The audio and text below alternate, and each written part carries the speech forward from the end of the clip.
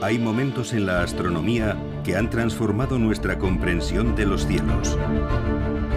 Descubre las leyes del movimiento de los planetas. Destellos de inspiración desde el firmamento. Puntos de inflexión que revolucionaron la manera misma de pensar en el cosmos. Cuando vino y dijo que estas cosas se movían en elipses, de repente el modelo empezó a funcionar. Que han cambiado nuestra percepción de la Tierra y nuestro lugar en el universo. Estas estrellas estaban al menos 10 veces más lejos que cualquiera de las estrellas que sabíamos que estaban en nuestra galaxia. Ya podemos dar rienda suelta a nuestra imaginación. Podría haber extraterrestres ahí fuera que vinieran a destruirnos.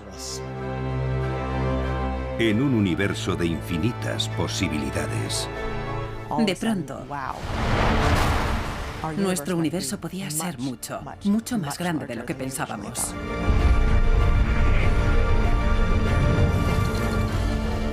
Esta es la historia de la obsesión de la humanidad por el cielo y del sentido del universo para nuestros antepasados. La historia de cómo pasamos de un mundo regido por seres sobrenaturales al cosmos descubierto por la astronomía científica. De cómo vemos otros mundos y buscamos el lugar que nos corresponde entre ellos. Esta es la historia de nuestros cielos ancestrales. Cielos ancestrales.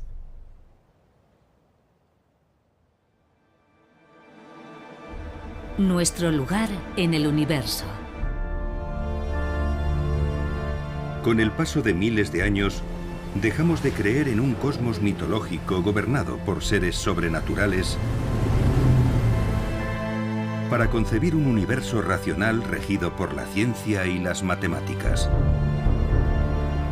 Vimos cómo la Tierra, hasta entonces plana, se transformaba en esfera y dimos por sentado que era el centro de todo y a su alrededor orbitaban el Sol, la Luna, planetas y todas las estrellas del firmamento.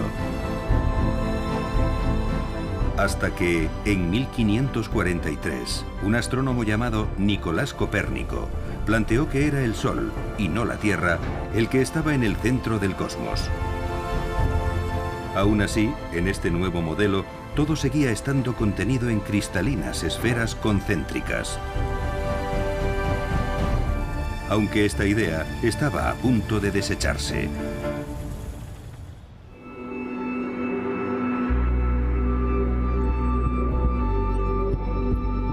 En 1577, un gran cometa pasó muy cerca de la Tierra. Permaneció en el cielo más de 2 meses. La importancia del cometa de 1577 es que tenemos observaciones de él en todo el mundo. Perú, Japón, Italia, Turquía, y por tanto se puede fijar ese fenómeno en el tiempo. Se pensaba que los cometas eran grandes bolas de fuego, y en las distintas culturas se contaban leyendas que los describían como criaturas fabulosas. Los pueblos aborígenes australianos pensaban que era el temible espíritu maligno de la serpiente arco iris. Otras culturas imaginaban que los cometas eran dragones con aliento de fuego. En la mayoría de los casos se consideraban señales de mal augurio que traían mala suerte. Pero el gran cometa de 1577 haría posible una de las mayores transformaciones de la astronomía en 1400 años.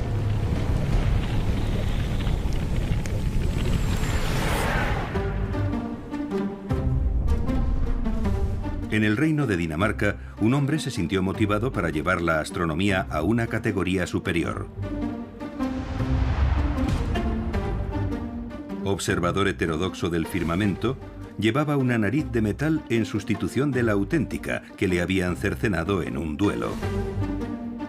Vivía en un castillo y hasta tenía su bufón particular. Aquel hombre se llamaba Tycho Brahe. Tycho Brahe era el astrólogo del rey de Dinamarca.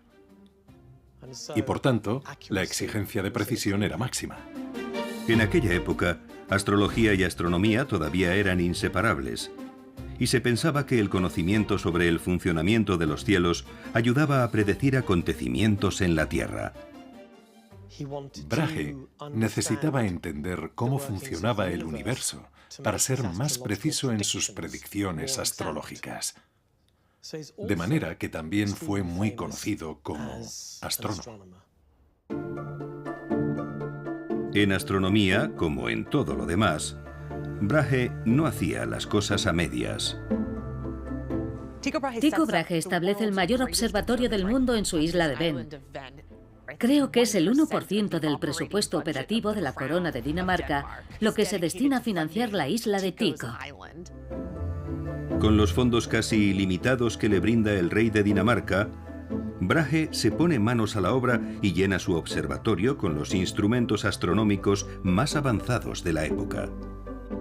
Son instrumentos anteriores al telescopio. Construye sextantes y cuadrantes gigantescos, cuyo manejo y el registro de los datos requieren el trabajo de varias personas. Los instrumentos que inventa le permiten medir con mayor precisión que nunca las posiciones de planetas y estrellas en el cielo nocturno. Pero a Brahe no le interesaban solamente los planetas y las estrellas. De hecho, se fijó en otra cosa que iba a cambiar para siempre nuestra percepción del universo.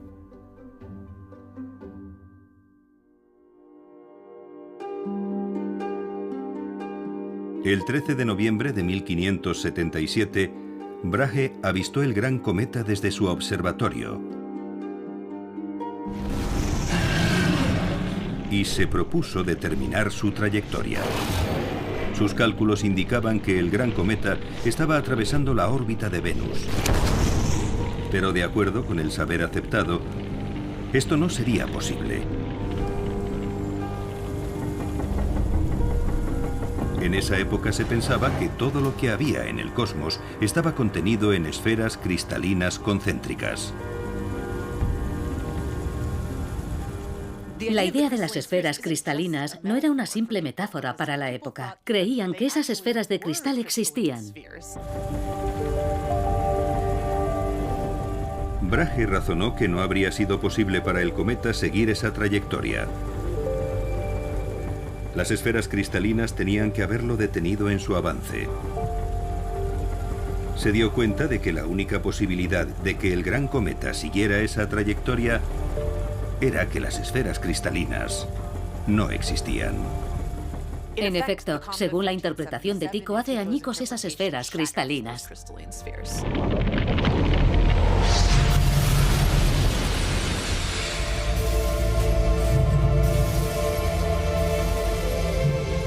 Después de 2000 años, las esferas cristalinas habían desaparecido. Y ya aceptada la idea de un universo centrado en el Sol, la astronomía se adentró en una etapa completamente nueva.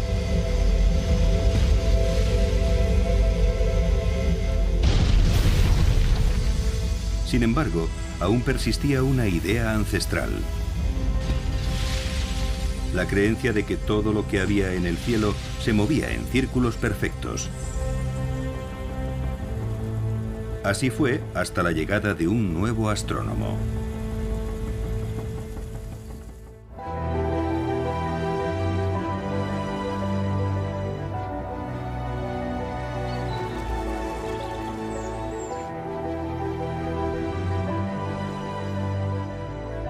Johannes Kepler era un astrónomo y matemático alemán que trabajaba en Praga. Haber presenciado de niño el gran cometa de 1577 le había motivado para estudiar astronomía. Kepler creía que Dios era el creador del universo y que observando los movimientos de las estrellas y los planetas se podía vislumbrar cómo discurriría el plan divino. Decidió que había que desechar toda la astrología clásica y medieval y empezar desde el principio con una astrología nueva y reformada que estuviera basada por completo en la observación empírica. La mayoría de los astrónomos aún pensaban que todo en el universo se movía en círculos perfectos. Pero esta teoría no explicaba la forma de moverse los planetas en el cielo que observábamos.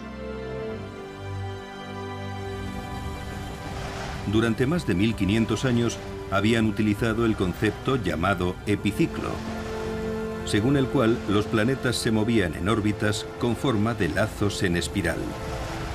Durante mucho tiempo la teoría funcionó, a pesar de lo complicada que era, con todos esos epiciclos. Era muy difícil trabajar con ellos.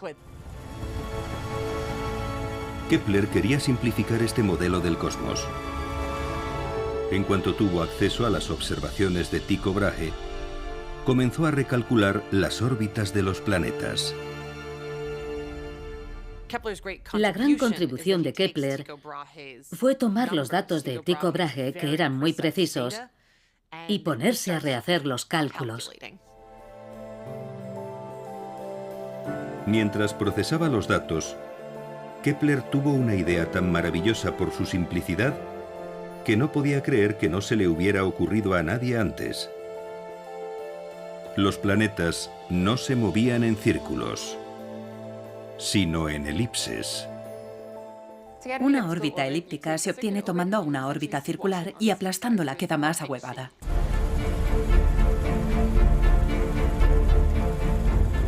Supone un cambio tremendo. Los planetas no parecen realizar círculos exactos. Lo que descubre son las leyes del movimiento de los planetas. Cuando vino Kepler y dijo que se movían en elipses, de repente el modelo copernicano empezó a funcionar. Kepler publicó sus nuevas leyes del movimiento de los planetas en 1609 en un libro titulado Astronomía Nova. Había encontrado una explicación del movimiento de los planetas que le permitía prescindir de los epiciclos. Pero solo era una teoría. El hombre que iba a demostrarla definitivamente también sería el descubridor de la fuerza que mantenía el universo unido. Y se convertiría indiscutiblemente en el científico más famoso de todos los tiempos. En la Inglaterra del siglo XVII, un hombre llamado Isaac Newton se propuso reescribir todos los libros de texto publicados hasta la fecha. Era un genio que tocó con su dedo la filosofía, la ciencia y las matemáticas. Y hasta la alquimia. Se le recuerda como físico, astrónomo y matemático, pero en su época trabajaba en el contexto de la filosofía natural, que era una manera más holística de entender el universo. Newton era un hombre profundamente religioso que creía que la ciencia podía revelarnos el plan maestro de Dios para el universo. También era un innovador. Durante miles de años, se había pensado que en el espacio las cosas funcionaban de manera muy diferente a como lo hacían en la Tierra. Pero Newton pensaba de otro modo. No solo descubre estas simples leyes que explican lo que sucede aquí, en la Tierra, sino otra cosa todavía más importante, que esas mismas leyes funcionan fuera de la Tierra. Isaac Newton sostiene que todo el universo se rige por una misma ley, la ley de la gravedad.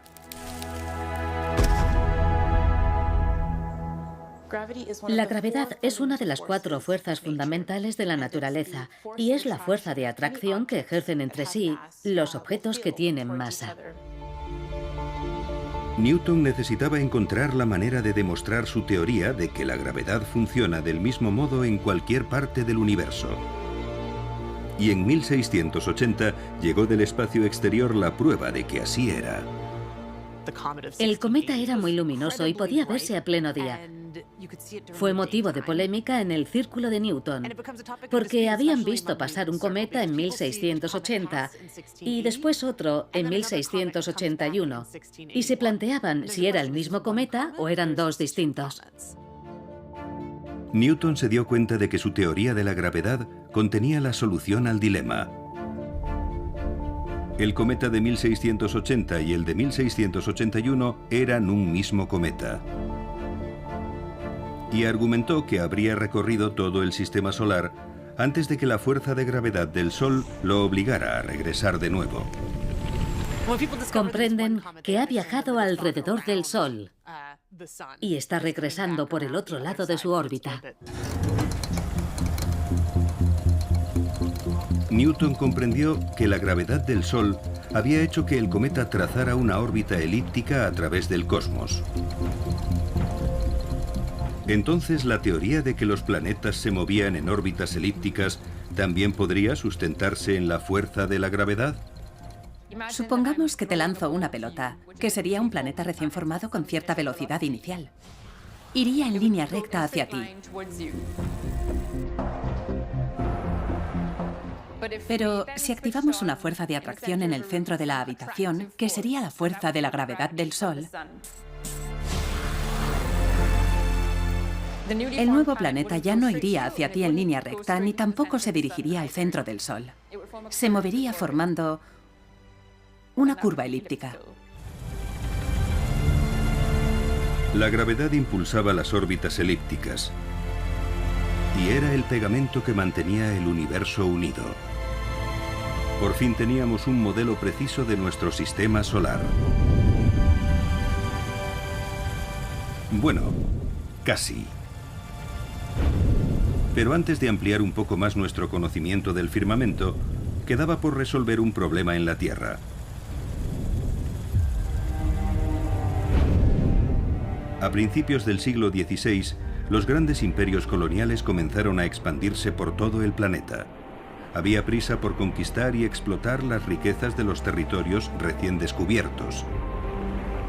Para las naciones con actividad marítima como Inglaterra, España y Francia, navegar con precisión y seguridad era imprescindible. Hay un ejemplo de un barco que estuvo perdido intentando averiguar dónde estaban en medio del vasto océano, mientras cientos de hombres de la tripulación morían de escorbuto. Realmente era una cuestión de vida o muerte. En 1707, un error de navegación hizo que una flota se estrellara en las Islas Sorlingas, frente a la costa suroccidental de Inglaterra. Fue una de las catástrofes marítimas con mayor número de víctimas mortales de toda la historia. Hasta 2000 marinos perdieron la vida. Hubo un clamor de indignación pública. No estaba bien que la gente saliera al exterior a comerciar en nombre de Inglaterra y muriera en el viaje de vuelta.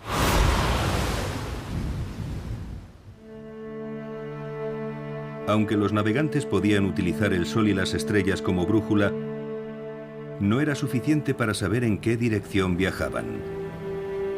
Determinar su posición exacta era un problema. Guiándose por la estrella polar podían establecer la latitud, es decir, su posición norte o sur. De noche se mide la distancia desde el horizonte hasta la estrella polar y ese valor con una diferencia de 1 grado sería la latitud. Pero para señalar su posición exacta, los navegantes también necesitaban saber la longitud, su posición este u oeste. Esto era prácticamente imposible. Porque como la Tierra está rotando, no hay ninguna característica que te permita diferenciar el este del oeste, por lo que tienes que inventar una y establecer de manera arbitraria que en cierto lugar hay 0 grados de longitud. Puedes hacerlo, pero en cuanto te alejas de ahí, se vuelve muy complicado saber exactamente en qué longitud estás. Ya en el siglo II a.C., el matemático griego Hiparco pensó que la respuesta estaba en el cielo. Planteó que si alguien pudiera comparar la hora solar en el lugar donde se encontraba en ese momento con la hora en el lugar de donde había partido, sería posible calcular su posición este u oeste. Aunque era una teoría sólida, tenía un problema. En los 2000 años transcurridos desde Hiparco, nadie había inventado un reloj capaz de funcionar con precisión en el mar. Durante gran parte de la historia, para medir el tiempo se utilizaba algún tipo de dispositivo parecido a un péndulo, y para que ese péndulo funcionara y se pudiera medir su balanceo constante, tenía que estar sobre una superficie estable que no se moviera. Al instalar un aparato así en un barco, que, como es sabido, se balancea con el vaivén de las olas, el movimiento del péndulo se vería afectado y era imposible medir el tiempo. Lo que hacía falta era otra clase de reloj. Y no vendría de manos de un relojero, sino de un carpintero.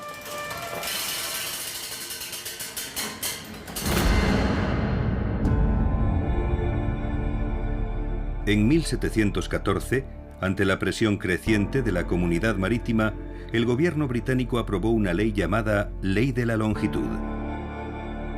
Ofrecían una recompensa equivalente a $2 millones actuales a quien fuera capaz de resolver el problema de calcular la longitud en el mar. John Harrison era un ebanista del norte de Inglaterra a quien le apasionaba la reparación de relojes y vio una oportunidad de rentabilizar su afición. Se propuso diseñar un reloj marino. Estaba convencido de que sería el más exacto que el mundo había conocido. Aquí a mi izquierda está el reloj marino de John Harrison, el llamado H1.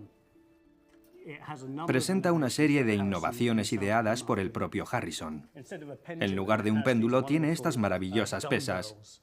Y todo lo que afecte a una afectará a la otra en sentido contrario, y por tanto todo error causado por movimientos será neutralizado entre ambas. El H1 funcionaba en el mar y marcaba la hora con un margen de error de 3 segundos al día, pero Harrison no estaba del todo satisfecho. Se dio cuenta de que en realidad un reloj fijo no era la solución. Así que volvió a la mesa de dibujo. A principios de 1750, empezó a ver la solución en modelos compactos. El reloj inventado finalmente por Harrison fue el H4. Había dado con un diseño que consistía en una rueda volante grande y pesada que oscilaba a gran velocidad.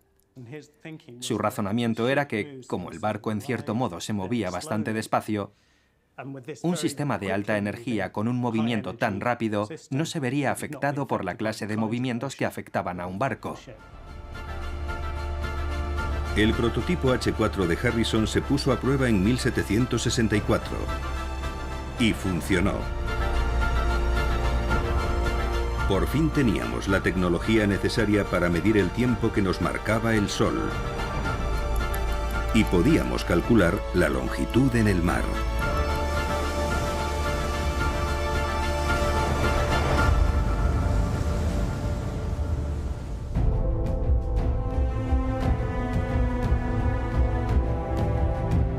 A mediados del siglo XVIII, además, la tecnología nos estaba ayudando a hacer grandes avances en astronomía. Desde la invención del telescopio, habíamos podido explorar cada vez más el cosmos. El telescopio es el primer instrumento científico que funciona como extensión de los sentidos humanos. Y a medida que el telescopio fue aumentando de precisión y tamaño, nos descubrió más y más cosas de nuestro sistema solar.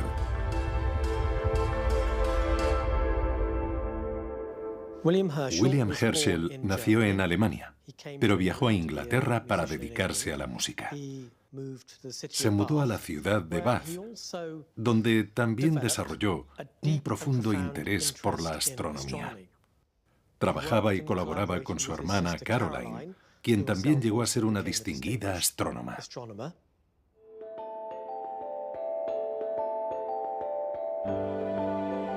Los hermanos Herschel construyeron una serie de telescopios cada vez más potentes.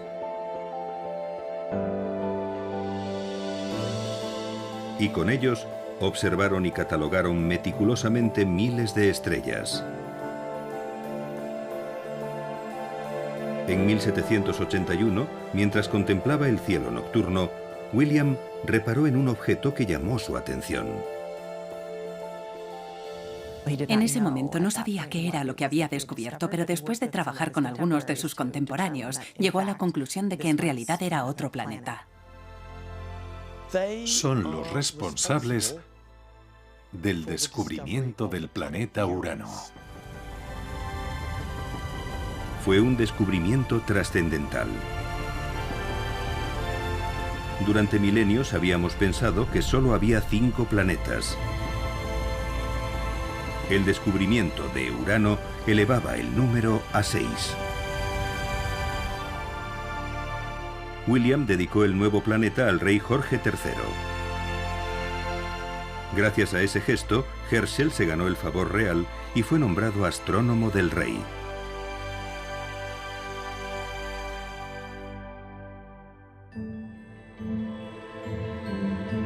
Lo que significaba que Herschel ya podía disponer de la libertad y fondos necesarios para construir telescopios mayores y mejores.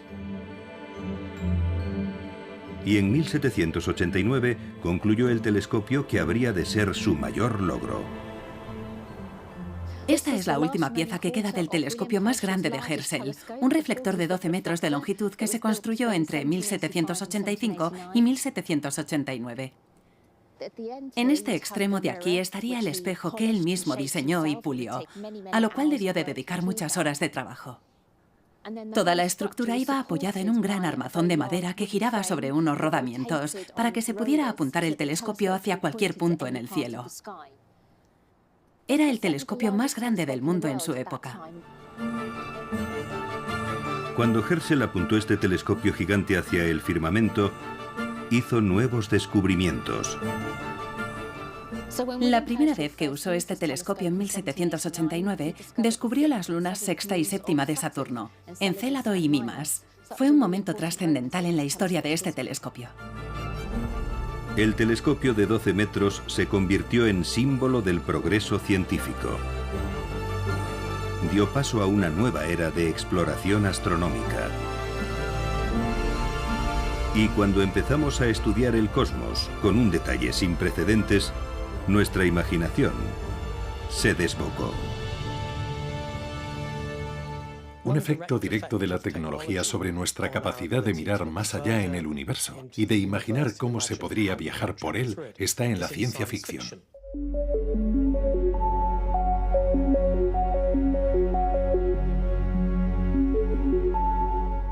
Su momento culminante llegó en el siglo XIX con Julio Verne. Verne era un escritor muy prolífico y muchas de sus obras contenían descripciones de tecnología realmente importantes. A veces de una tecnología muy futurista que, en opinión de muchos, era muy adelantada a su tiempo. En 1865, Verne publicó su libro De la Tierra a la Luna. Julio Verne escribe sobre un club militar estadounidense en el siglo XIX donde se propone construir un arma gigante y enviar a 3 de sus miembros al espacio, que aterrizan en la Luna. Un silencio sobrecogedor pesaba sobre toda la escena. Y todo el mundo era consciente de que los audaces exploradores también estarían contando los segundos en el interior del proyectil. 38, 39... 40. ¡Fuego! Aunque era una obra de ficción, la novela de Verne sirvió de inspiración a científicos de todo el mundo. Lo importante de la novela es que está muy bien documentada. Julio Verne hace el trabajo preliminar de explicar el tipo de impulso que haría falta, la clase de materiales que se necesitarían para hacerlo posible. Sus cálculos eran tan precisos que por primera vez la idea de enviar un ser humano al espacio sonaba plausible.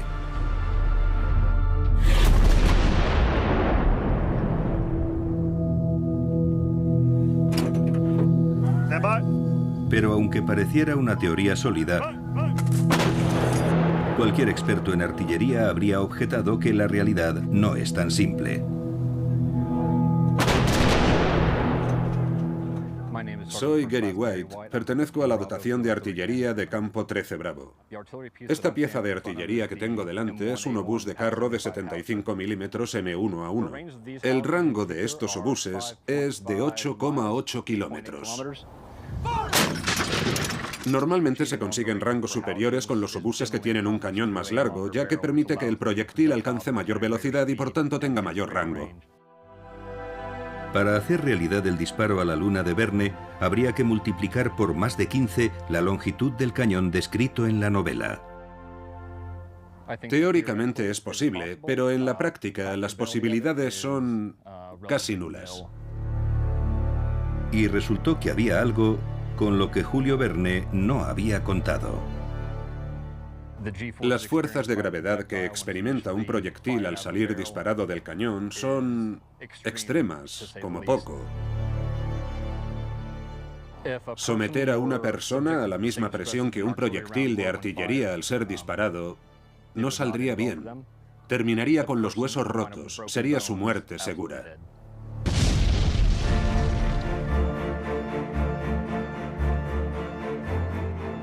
El sueño de Verne de enviar personas a la Luna quedaría firmemente instalado en el reino de la ciencia ficción.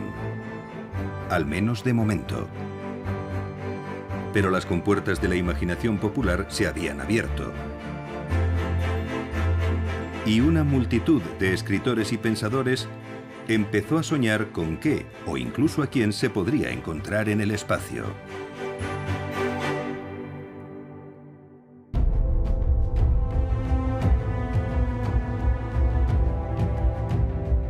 En 1877, el planeta Marte pasó excepcionalmente cerca de la Tierra. Y en Milán, un astrónomo italiano llamado Giovanni Schiaparelli aprovechó la oportunidad para estudiar el planeta rojo con un detalle sin precedentes. Schiaparelli llenó sus cuadernos de dibujos a mano de Marte, describiendo todas las características que veía a través de su telescopio. Y levantó mapas detallados de un paisaje marciano lleno de lo que calificó de continentes y mares. Una de las observaciones que hizo fue que en la superficie de Marte había una especie de entramados de líneas a los que llamó canali, que en italiano viene a significar cauces.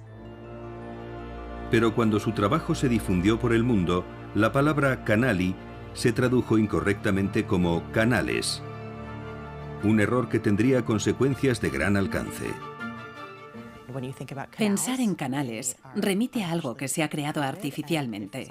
Y si eran artificiales, era que alguien los había construido, claro.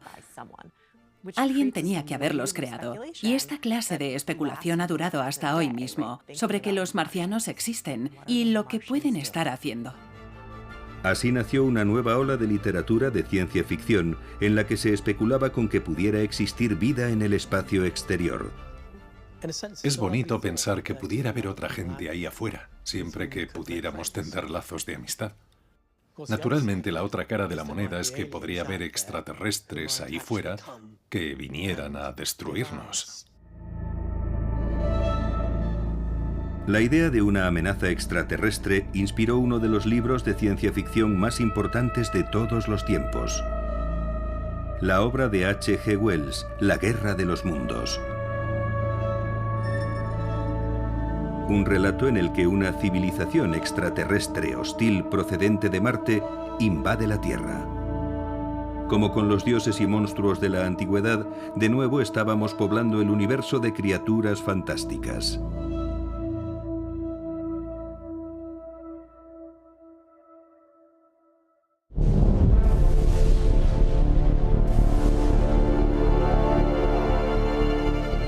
A comienzos del siglo XX,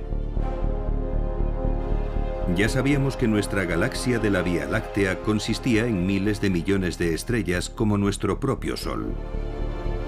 Pero aún sabíamos muy poco sobre su forma y tamaño. En 1920 no sabíamos que el universo se extendía más allá de nuestra galaxia.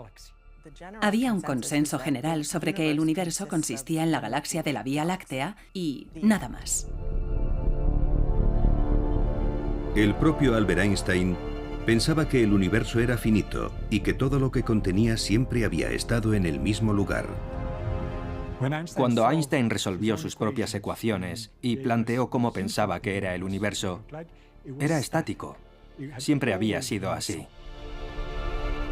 Pero la teoría de la mente científica más brillante de todos los tiempos estaba a punto de ser invalidada por un hombre que vestía hábitos.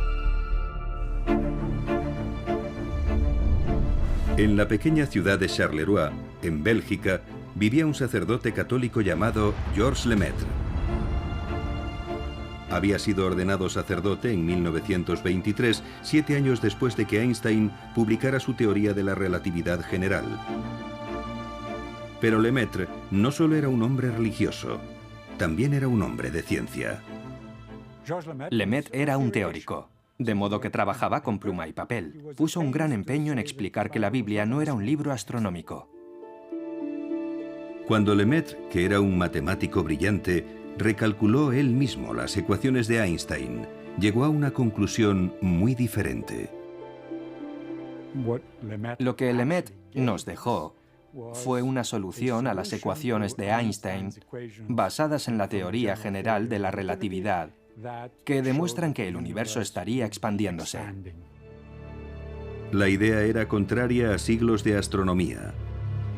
El propio Einstein tenía dificultades para creer que podía ser verdad. Lo que hacía falta era demostrarla.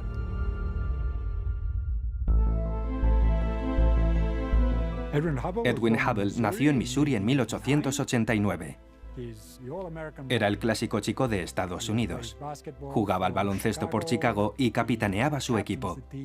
Hablaba español. Estudió Derecho y más tarde decidió que quería ser astrónomo. Trabajó en Chicago en el observatorio de Yerkes, que era donde estaba el mayor telescopio refractor de la época, y allí hizo grandes observaciones. Después se trasladó a California, donde usó el telescopio de 100 pulgadas para llevar a cabo el resto de su trabajo.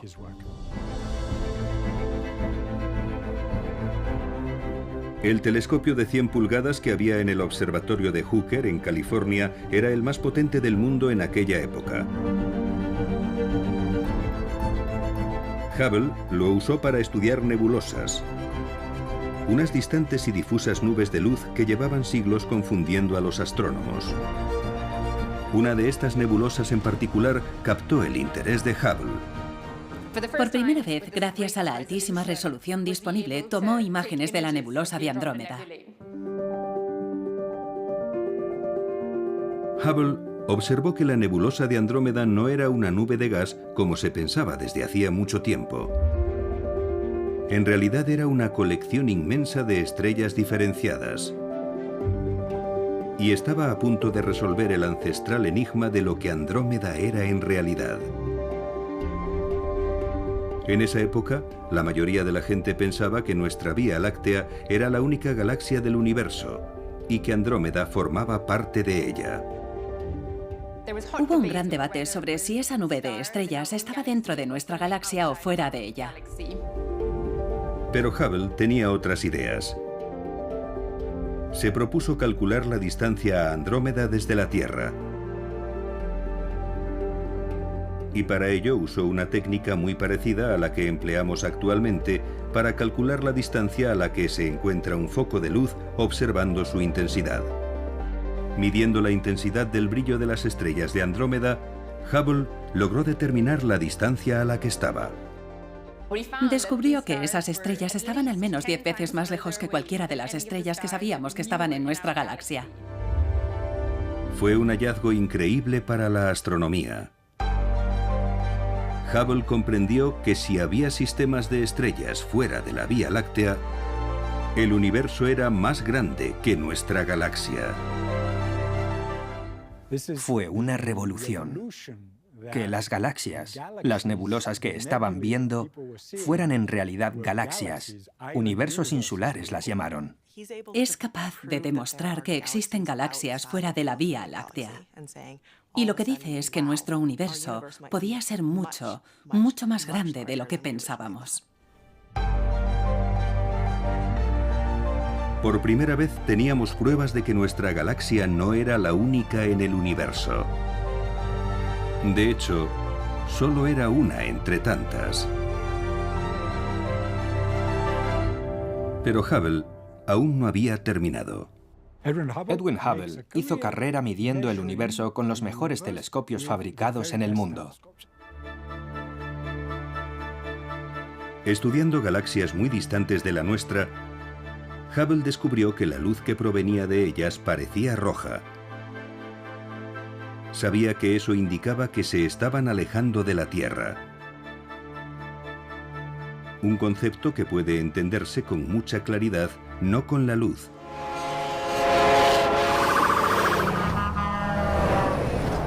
sino con el sonido. En el colegio siempre se pone el ejemplo de la sirena de una ambulancia o un tren para explicarlo. Oyes que el tono va cambiando a medida que el objeto se acerca o se aleja de ti. El sonido viaja en forma de ondas.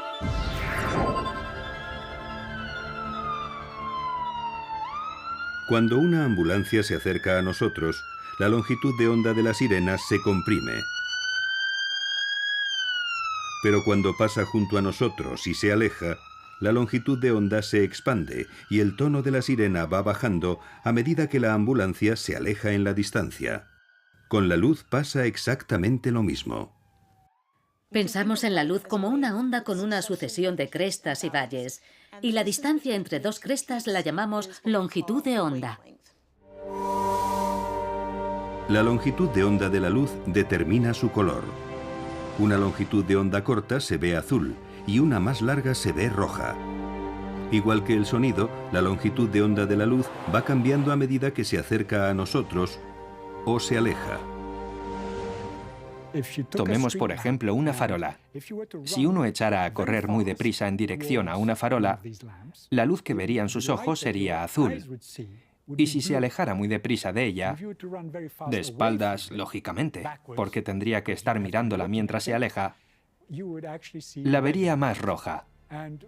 Pues bien, cuando miramos al universo sucede algo muy parecido. Si las galaxias avanzan hacia nosotros, se verán de color azul. En cambio, si se están alejando, se verán rojas. Fue un momento trascendental para la astronomía. Las galaxias se están alejando. Eso significa que el universo se está expandiendo. Y un universo en expansión lo cambiaba todo. Por primera vez en la historia supimos que no era estático, sino dinámico. Estábamos más cerca que nunca de comprender cómo se formó el universo.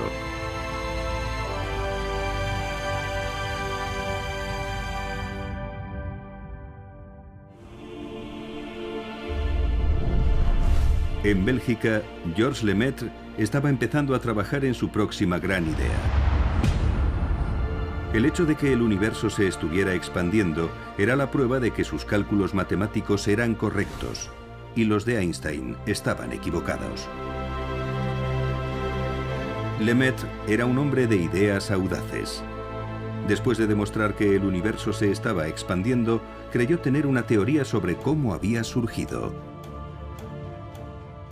Ante un universo que se está expandiendo, es natural preguntarse qué sucedería si diéramos marcha atrás al reloj. Si ahora estaba creciendo, entonces es que era más pequeño en el pasado. Lemaître volvió a sus cálculos y analizó lo que sucedería retrocediendo en el tiempo más y más. Cuanto más retrocedes en el tiempo, ves que las cosas se vuelven cada vez más densas. Lemaître dedujo que si se retrocedía lo suficiente, debió de haber un momento en que la densidad de la materia sería como un átomo. Y ese fue su punto de partida. En aquella época se pensaba que el átomo era la partícula más pequeña del universo. Y Lemaître sugirió que de ese punto concreto habría surgido toda la creación. Lo llamó el átomo primigenio.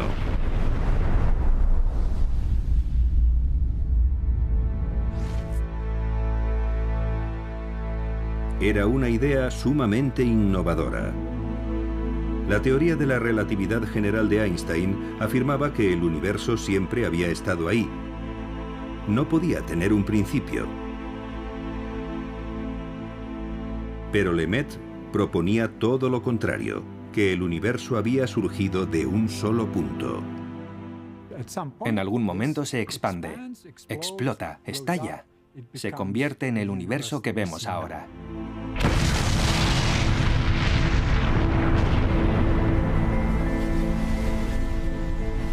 Lemaitre había iniciado los cimientos para la teoría del Big Bang.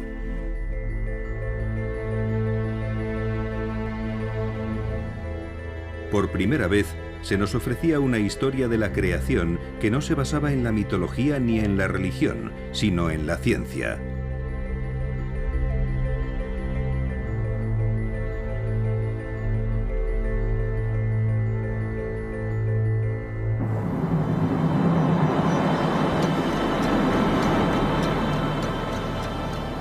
Ha pasado un siglo desde que Hubble y Lemaitre propusieron que nuestro universo tenía un origen.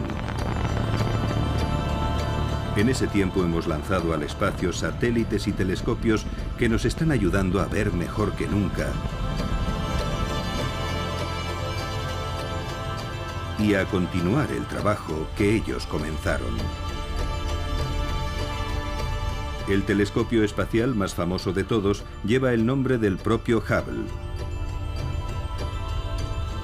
Y en 2012 nos ofreció una de las imágenes más emblemáticas de la astronomía moderna. Conocida como el campo profundo extremo del Hubble, reveló por primera vez la verdadera extensión de nuestro universo. Prácticamente todo lo que se ve en la fotografía son galaxias. Miles de millones de estrellas en cada una de esas estructuras que pueden ver detrás de mí. Por ella sabemos que hay decenas de miles de millones de galaxias en el universo. Actualmente calculamos que existen como mínimo 100.000 millones de galaxias en nuestro universo. Algunos piensan que podría haber incluso el doble. Es posiblemente la imagen más profunda del cielo que se ha tomado nunca, y por tanto nos lleva más lejos en la historia de nuestro universo. Y cuanto más lejos miramos en busca de más galaxias, más retrocedemos también en el tiempo, hasta los mismos confines del universo visible. Podemos observar la misma luz primigenia que emitió el universo. Lo llamamos radiación de fondo de microondas y es la energía remanente de lo que pensamos que fue el origen del universo. La radiación de fondo de microondas nos ha servido para calcular la antigüedad que puede tener el universo. Actualmente, según los astrónomos, la edad del universo estaría en torno a los 13.800 millones de años. Eso significa que en las imágenes más profundas que tenemos, estaríamos viendo un universo que se creó hace 13.800 millones de años. Las nuevas tecnologías siguen mejorando nuestra observación y comprensión del universo. En 2019, finalmente logramos una imagen de algo que Albert Einstein fue el primero en predecir: un agujero negro. Pero aún no hemos saciado nuestro afán de conocimiento.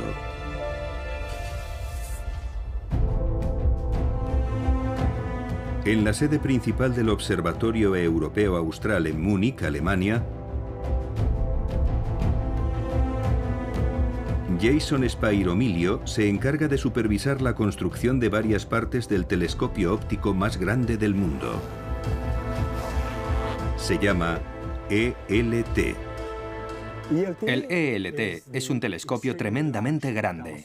No hemos sido muy originales con el nombre, pero lo define bien. Son las siglas en inglés de telescopio extremadamente grande.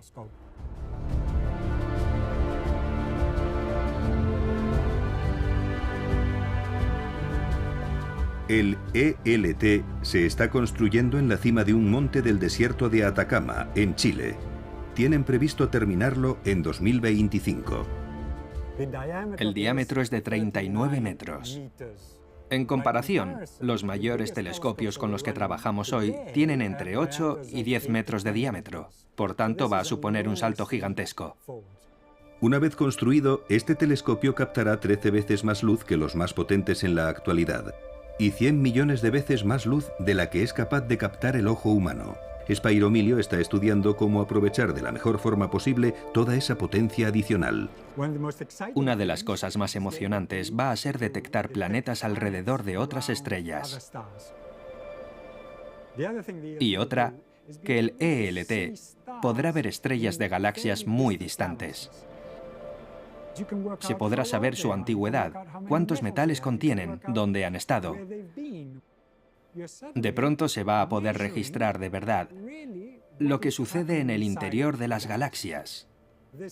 Es una máquina increíblemente potente que nos va a permitir profundizar aún más en nuestra comprensión de por qué el universo es como es. Es muy emocionante.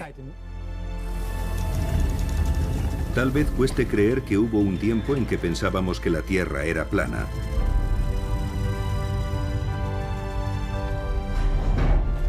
Que estábamos en el centro de todo.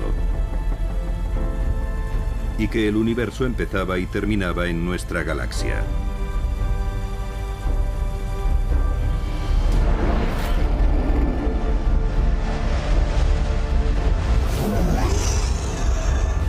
Durante milenios explicamos el firmamento a través de historias de dioses y monstruos.